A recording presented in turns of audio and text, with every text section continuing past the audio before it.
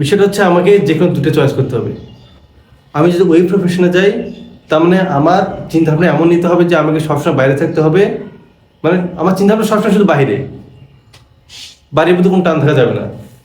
আর দ্বিতীয়ত হচ্ছে আমি যদি বিশ্ববিদ্যালয়ে পড়ি, আমার টার্গেট হচ্ছে আমাকে বিশেষ করে হতে হবে, একটা ভালো একটা চাকরি আমাকে করতেই হবে।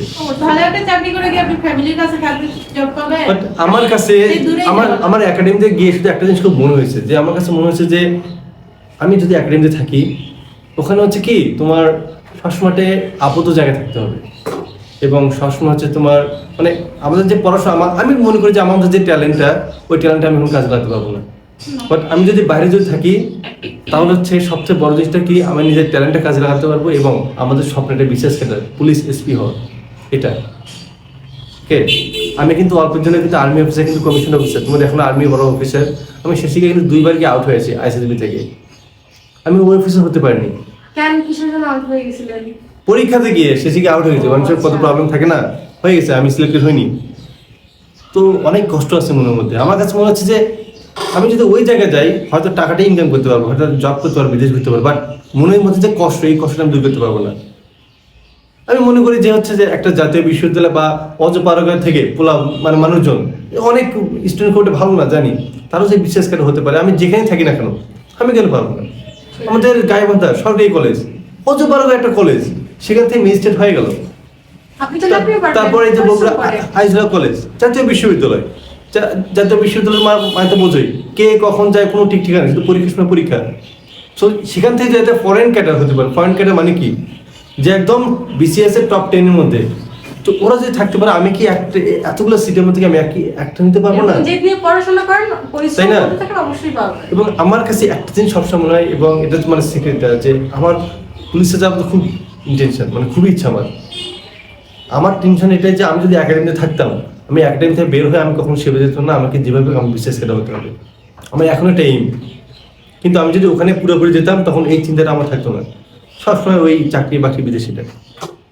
তো ওই কষ্টটা নিয়ে আমাকে যেভাবে একটা ভালো কিছু করতে হবে। বাট আমি যে এই জায়গায় থাকবো, বিশ্বাস করো আমি এটা কখনো চিন্তা করতে পারিনি। আমি গতকাল আমার ফ্রেন্ডের সাথে রাত 12টার দিকে বিসিকা খেতে গেছি, ওর সাথে গল্প বলছি, ওকে বললাম যে দোস্ত, আচ্ছা আমি কি ভুল করলাম নাকি একাডেমি ছিল? ও তো অনেকগুলো ভুল করছি।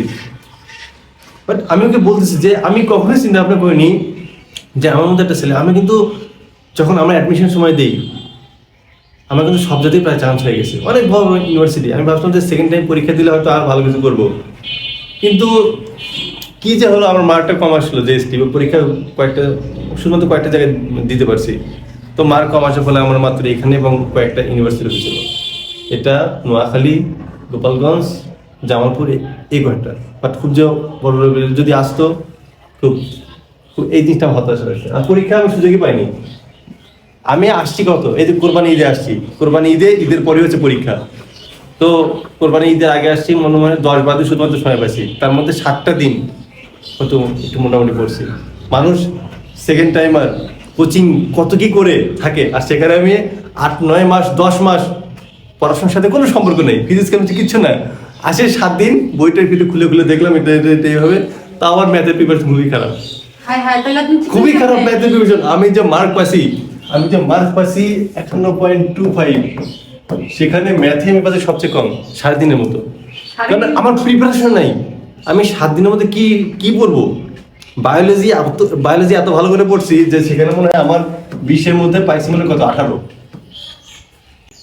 কেমিস্ট্রিতেও আমি পাইছি হচ্ছে 20-এর মধ্যে কত, 20-এর মধ্যে 16 না 17, মানে 16 না 17। ফিজিক্সে খারাপ করছি, ফিজিক্সে এবং ম্যাথে। কারণ ওই ম্যাথগুলো যে তোমার একটা যে পরীক্ষা যখন দিবা, অ্যাডমিশন দিবা, তোমাকে কোশ্চেন কি সহজ করবে? ক্রিটিক্যাল করবে না? তো ক্রিটিক্যাল যখন তোমাদের প্র্যাকটিস করতে হবে, আমি সেই 10 মাস আগে কি না কি পড়ছি, অত কিছু কি মাথায় থাকে? শুধু সূত্রগুলো শুধু পড়ে নিছি, আর শুধু সূত্র এবং শুধু টপিকগুলো ওই ছোটোখাটোগুলো থাকে, মানে চটি বইয়ের মতো, শুধু ওগুলো পড়ে গেছে। ওগুলো পড়ে কি কাজ হয়? স্টুডেন্টরা আসছে একদম সেই হাই লেভেলে পড়াশোনা করে, আর আমি মাত্র কয়টা চটি বই পড়ে চলে গেছি, ফার্স্ট পেপার, সেকেন্ড পেপার, 4টে বই মিলে। কি একটা অবস্থা! এই শেষে 1.25। যদি আমি আর কয়েকটা দিন যদি আর একটু সিরিয়াসলি পড়তাম, তাহলে ম্যাথ ফিজিক্সে মার্ক আসলে আর 1-2 মার্ক পেলে আমার সাস্টে অনেক ভালো একটা ইউনিভার্সিটি হয়ে যেত। এটা হচ্ছে আমার সবচেয়ে বড় ব্যর্থতা।